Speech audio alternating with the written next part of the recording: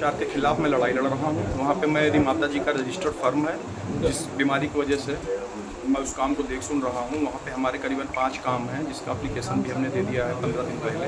अभी तक उस पर भुगतान की कार्रवाई नहीं की जा रही और भुगतान करने के सापेक्ष हमसे सुविधा शुल्क मांगा जा रहा है कि आप 32% एडवांस जब तक नहीं देंगे तब तक आपको पेमेंट नहीं किया जाएगा। कौन लोग हैं ये जो सुविधा शुल्क मांग रहे हैं? सुविधा शुल्क जेई के माध्यम से मांगा जाता है और जिन सीटों पे जाइए तो वहाँ पे एक बात कही जाती है कि आप डिफाल्टर हैं, आपका काम नहीं होगा। जेई का नाम क्या है? अमर सिंह संपत हैं, यहाँ PWD के जेई हैं। वो नगर विकास के जेई भी नहीं हैं। यहाँ पे 6 महीने पहले जेई की नियुक्ति भी हो गई है, लेकिन अभी पूर्णकालिक जेई की तरह ही वहाँ पे काम कर रहे हैं। और जो हमारे ओरिजिनल जेई हैं नगर निकाय के अभिषेक पांडे जी, उनके द्वारा अभी एक भी MB या एक भी कार्य नहीं किया गया है, उन्हें ठंडे बस्ते में डाला गया है। आप अपनी जान का खतरा बता रहे हैं जी, जब हम भ्रष्टाचारियों और माफियाओं के खिलाफ लड़ाई लड़ रहे हैं, आप लोग जानते हैं कि पूरी नगर पालिका व्यक्ति विशेष के द्वारा आयोग की गई है।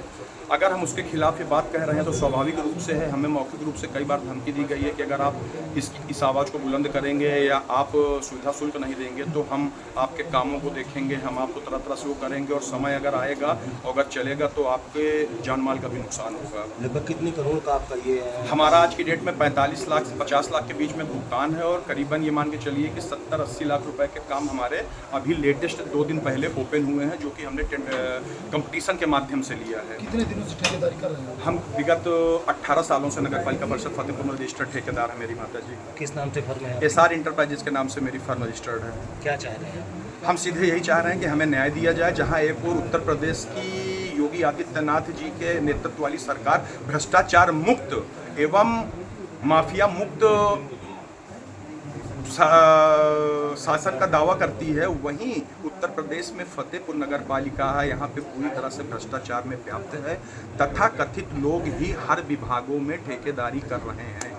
उन रजिस्टर्ड फर्मों का नाम भी मैं आपको बता रहा हूँ, Messrs Mumtaz Ali, Messrs Narendra Kumar, Messrs Mumtaz Ali and sons, जो कि नगर पालिका के सारे विभागों में काम कर रहे हैं और फुल रेट पे काम कर रहे हैं। सिर्फ ऐसा विभाग, ये निर्माण विभाग है, जहाँ जब कंपटीशन हो जाता है तब वो पिछड़ जाते हैं और जब काम मैनेज हो जाएगा तब वो 21 रहेंगे। ऐसा क्यों किया जा रहा है? भाजपा के कार्यकर्ता भी हैं क्या? मैं भारतीय जनता पार्टी का सहकारिता प्रकोष्ठ का जिला संयोजक हूं और पिछले 15 सालों से मैं भारतीय जनता पार्टी के लिए तन मन धन से समर्पित हूं।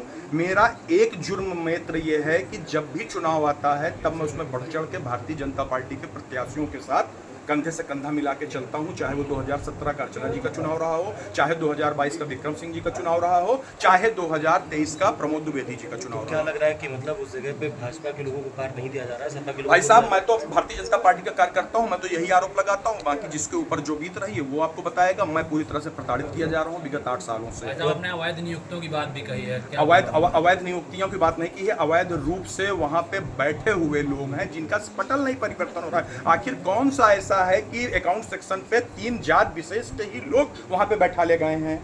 एक उसमें से आदमी है मोहम्मद आकिब, जो कि निर्माण का भी काम देखता है और अकाउंट सेक्शन पे भी बैठता है। चूंकि निर्माण का भी विभाग मेन है और अकाउंट पे सारी पत्रावलियां, पूरे नगर पालिका की पत्रावलियां अकाउंट से होकर गुजरती हैं। इसलिए उस व्यक्ति की नियुक्ति 8 साल से ही क्यों सीट पे है, जबकि वो विभिन्न धाराओं पे वांछित भी है?